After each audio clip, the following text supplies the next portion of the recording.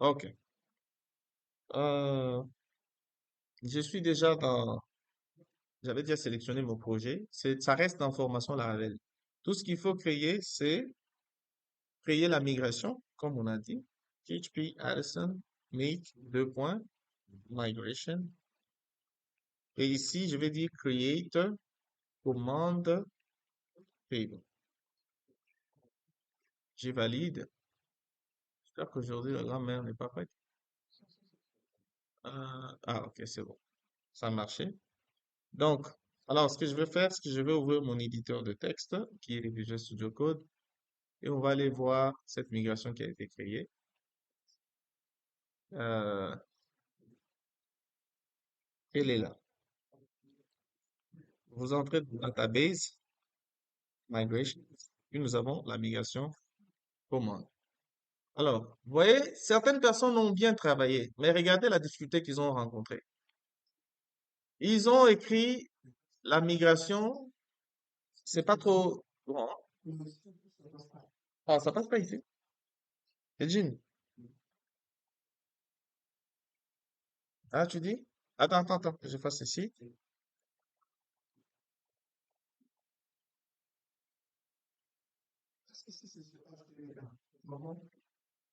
C'est sur HDMI 1?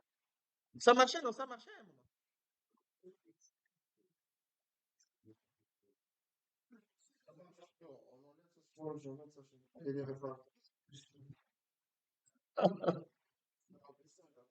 C'est quoi? Ah, bro, c'est bon, notre maintenancier. Hein? Ok. Euh, alors, certaines personnes ont eu une difficulté tout simplement parce que ils ont tout fait bien, mais à la fin, ils ont eu la difficulté que le modèle ne mappait pas avec la base de données, la table. Voilà pourquoi on parle des objets de mapping relationnel. Ça veut dire que tu crées un modèle, tout de suite, il mappe avec la table. Et tu peux commencer à faire des opérations. L'ORM.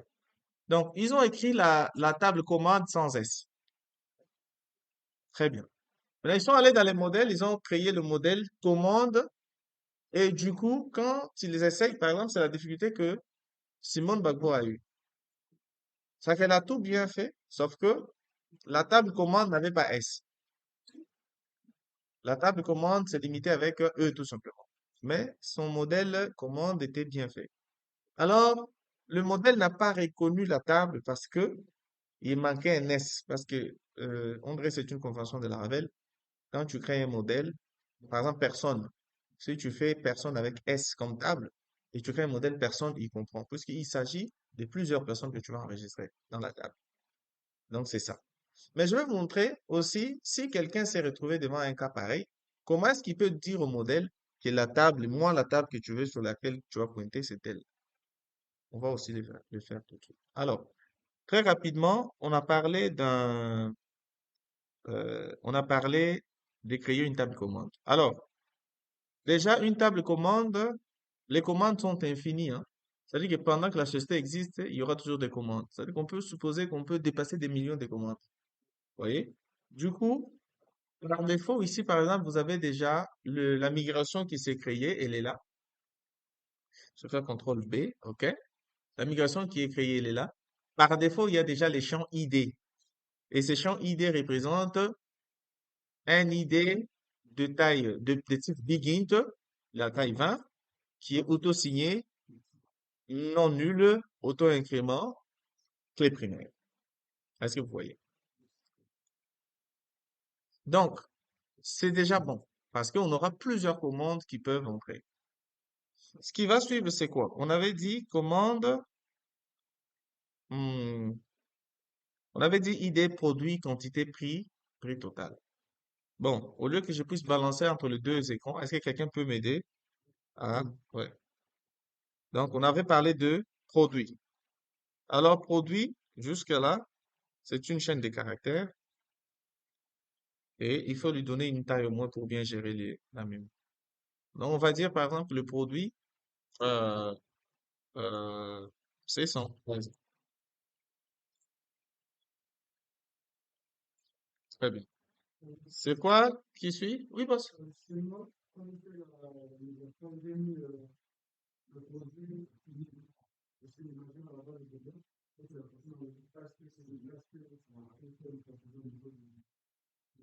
Très bien.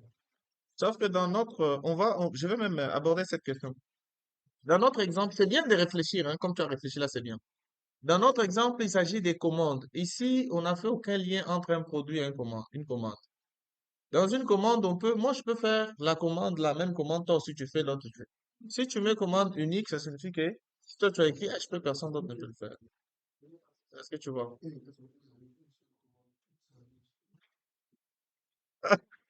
C'est juste un commentaire pour rire. Donc, tu as bien réfléchi. Normalement, c'est comme, en fait, pour toi, dans ta tête, c'est comme si on t'avait demandé de créer la table produit. Voilà.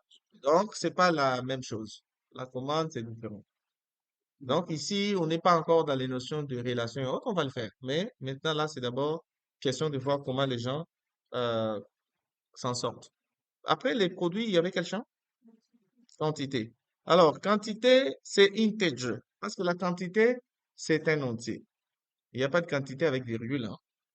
Euh, c'est vrai que dans certains cas, il y a des quantités comme des litres qu'on peut avoir avec des virgules, mais des quantités d'articles, souvent c'est 2 bouteilles, 3 bouteilles, 4 bouteilles, c'est integer. Alors, ça va s'appeler quantité, QTE. Voilà. Alors, il y a des gens, ils se sont juste trompés. Bon, je ne sais pas s'ils se sont trompés ou l'éditeur proposait is integer et ils ont pris ça. S'il vous plaît, ne faites pas ça. Faites ce que vous maîtrisez. Faites ce que le système sait que c'est ça qui va marcher. Is integer et integer, c'est pas la même chose. Il y a même des gens qui ont fait int tout simplement. Non, non.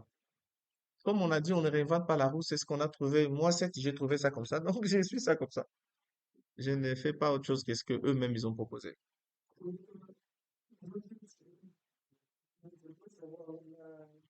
Ce n'est pas une chose. En fait, si tu as eu is integer, parce que la table là, c'est un objet, et sur ça, tu as la capacité. Is integer, c'est un boulin qui te permet de savoir si une valeur est un entier ou pas. Voilà. Donc, c'est, ouais. Si ça a marché, c'est que la grammaire était un peu souple avec toi.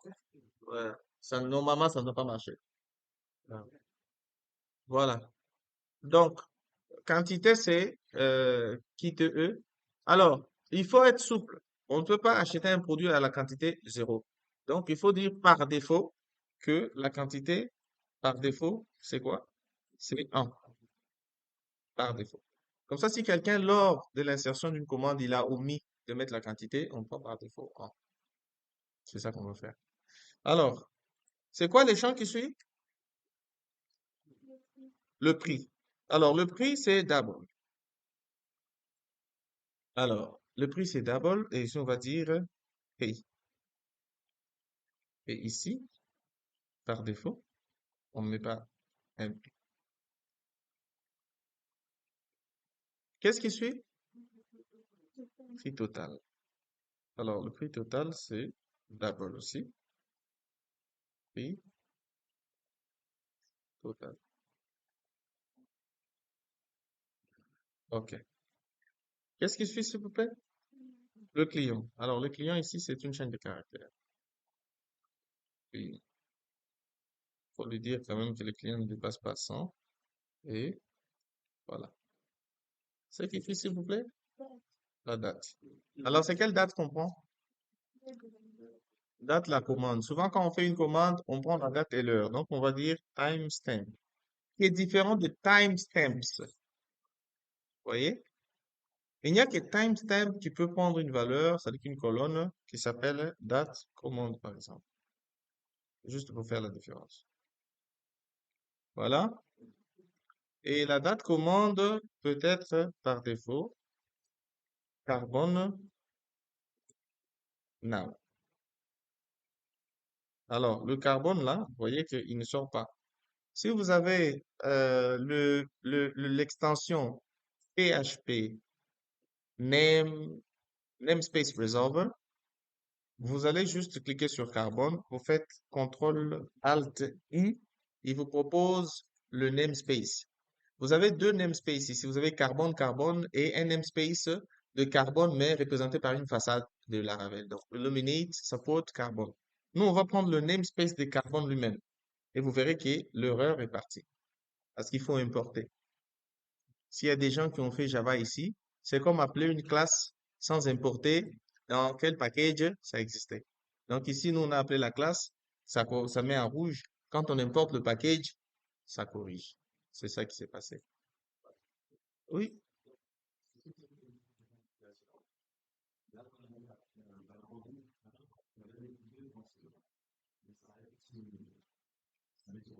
Bon, ça, c'est ton éditeur seulement. Parce que si ton éditeur n'a pas les extensions qu'il faut pour comprendre les langages, par exemple, sur lesquels tu codes. Regarde, par exemple, mon éditeur. Ah, au point ici, il a détecté ses PHP. Est-ce que vous arrivez à voir au point qu'il a détecté le langage par défaut? PHP, non? Voilà. Maintenant, en dehors de ça, il y a aussi les extensions comme PHP IntelliSense qui vous permet, voilà. Vous avez les namespace resolver. C'est juste l'éditeur. Parfois, tu peux voir il n'a pas corrigé, il n'a pas souligné une erreur. Toi-même, tu dois savoir qu'il y a une erreur ici. Il faut pas vous fier aux éditeurs. Si un éditeur va te faire appeler une méthode que tu ne veux pas. Mais c'est celui qui te propose et toi tu prends. Mais tu dois comprendre qu'est-ce que cette méthode va faire. Now, ça veut dire que c'est comme si on disait au champ là que tu vas prendre la valeur par, on va pas remplir la date et l'heure. Dès qu'on remplit, toi tu prends la date et l'heure du système par défaut. Le carbone now, c'est basé sur le time, notre time. Le deux points, en fait, ça là, c'est comme une façade. Tu vois, le deux points, c'est pour dire tu prends la heure actuelle.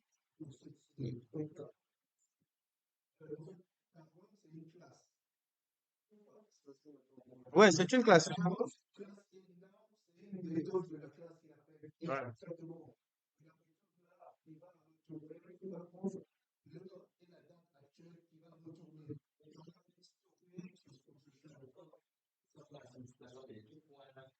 C'est la méthode. En PHP, quand tu appelles quand tu crées une classe, tu as la capacité de dire si tu as des méthodes normales et des méthodes statiques. C'est les méthodes statiques qui s'appellent comme ça avec deux points. Je pense qu'on va voir des cas comme ça où on crée une classe, on crée une méthode statique. Mais faites attention. En Laravel, quand vous trouvez deux points, ça ne signifie pas obligatoirement les méthodes statiques. Ça peut être une façade. À Laravel, il y a une notion de design pattern qu'on appelle façade.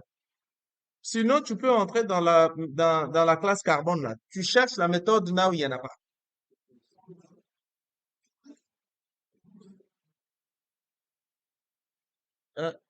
Euh, ne tout pas qui voulait jouer là. Ouais.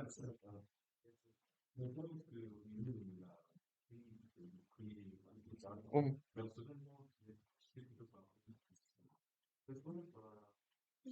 Et il y a pas de différence.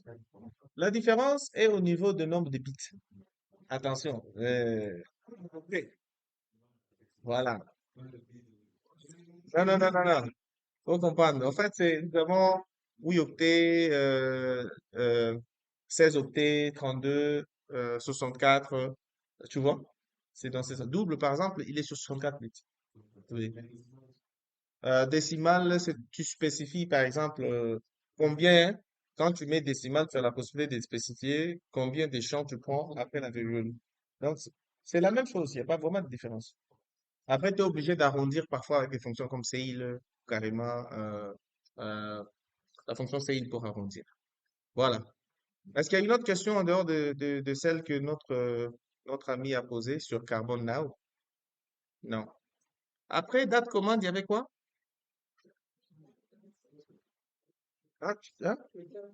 Ah, état.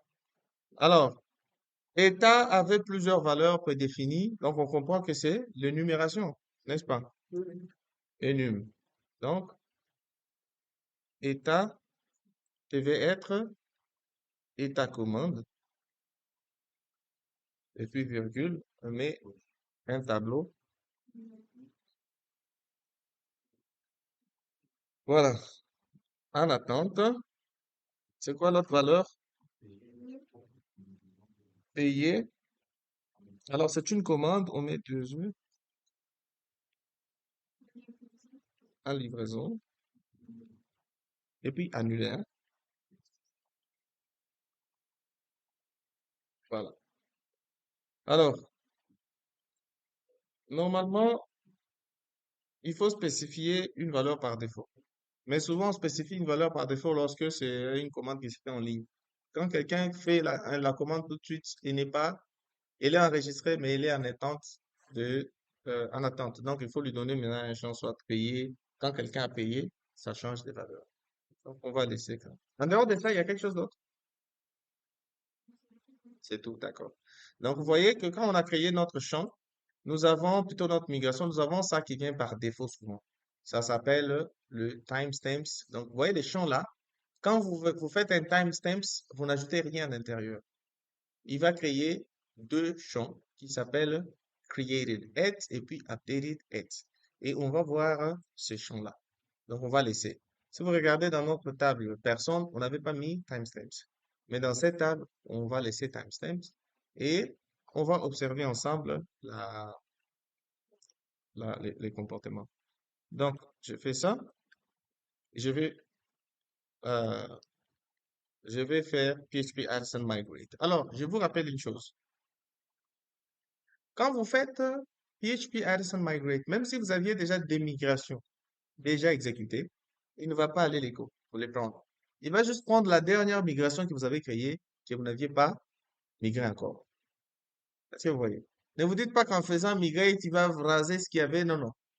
Mais si vous voulez que, en ajoutant la nouvelle migration, qu'il reprenne carrément avec les restes, c'est là qu'on ajoute à la fin fresh.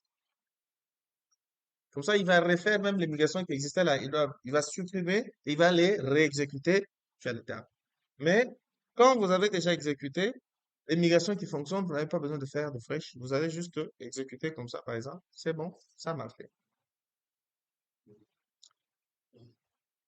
Et quand on va vérifier dans AED SQL,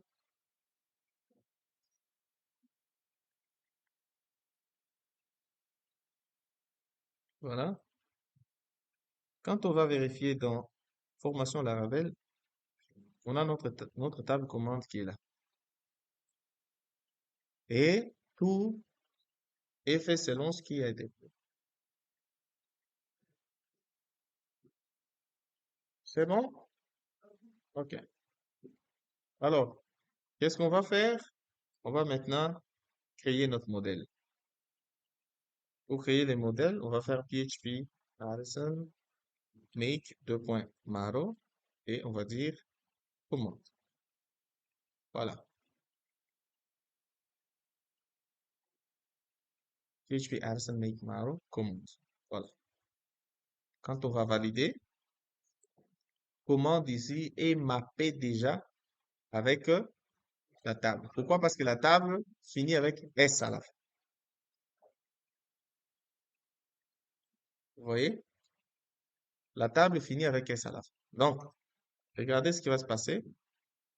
Quand je vais lancer mon Tinkerwell, Tinker qui boit le well. Alors, Laravel, je suis là. Euh, je lance Tinkerwell.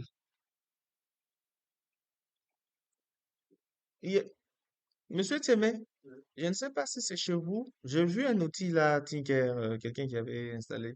C'est vous, hein? Ça s'appelle comment?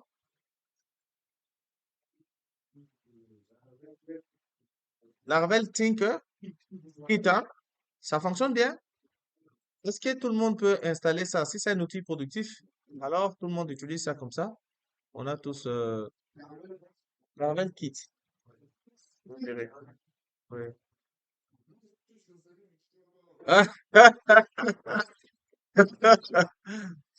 Ça va dans la vidéo. Donc, si ça marche bien, ne faites pas comme moi, allez acheter des licences, tout ça là.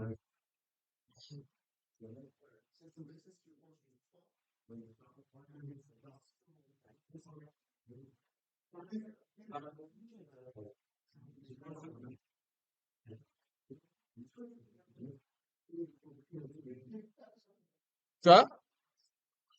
Ouais, ouais, ouais.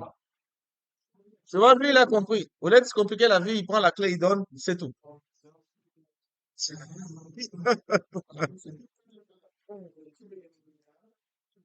Hein?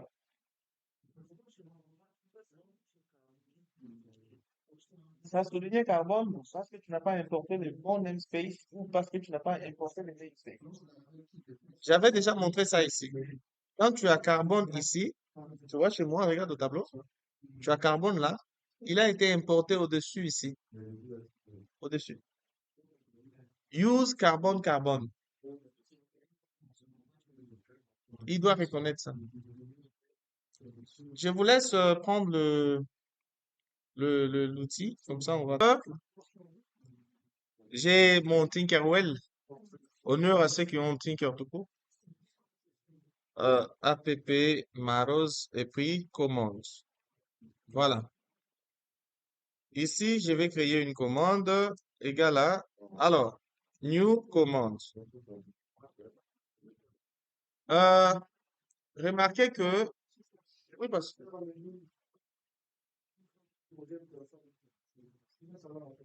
non, je suis pas obligé de l'enlever. Oui, c'est tes imports seulement. Alors, euh, il faut comprendre que dans les nouvelles versions de Laravel, nouvelle version de PHP, ça c'est pas Laravel, c'est PHP, vous pouvez instancier une classe en laissant comme ça ou en mettant les parenthèses. Ça va marcher. Au début, il fallait, quand vous instanciez une classe, vous faites toujours avec. Mais comme ça, là, c'est bon, ça va marcher. Ouais. Maintenant, notre commande, on va maintenant y associer des choses. On avait par exemple le produit qui était une chaîne de caractères. Alors, ici, on va dire, pour nous les soulards, je vais écrire euh, Ngok, non pas Ngok, euh, voilà, Castel. Castel Beer. OK.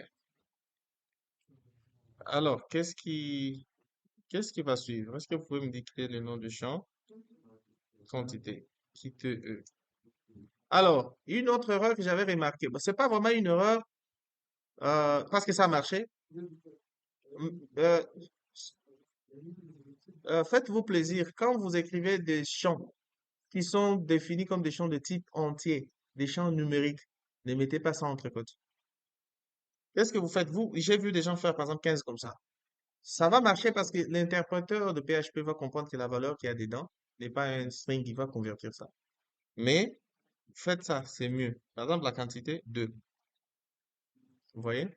Ne mettez pas ça entre côtes. Ah oui? Ouais. Qu'est-ce qui va suivre? C'est les prix, hein? Et tout court. Alors, on dit se vend. Par exemple, 2000. Alors, commande, prix total.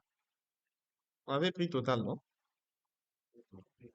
Alors, commande prix total va être commande prix fois commande fois commande quantité.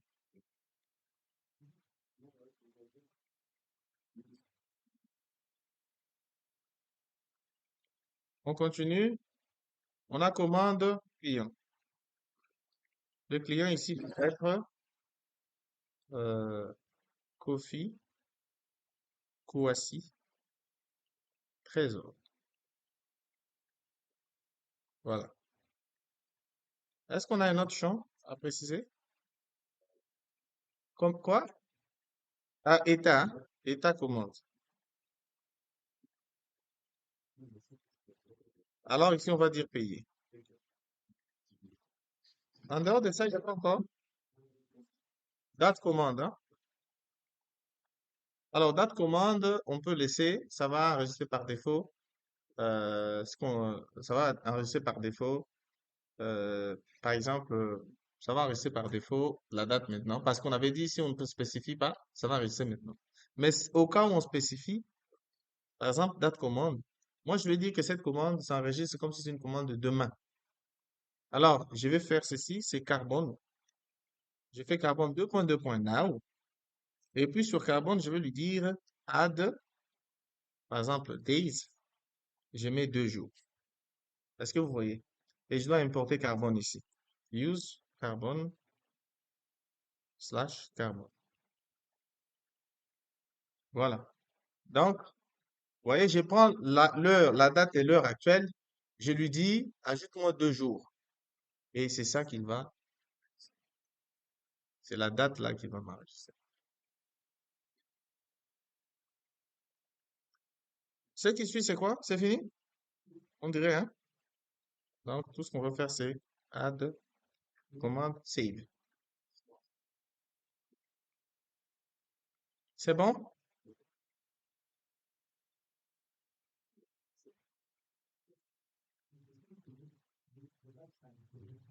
On peut exécuter. On va faire CTRL R. C'est bon? Très bien. True. Bon, vrai. Voilà. L'anglais là, c'est bizarre.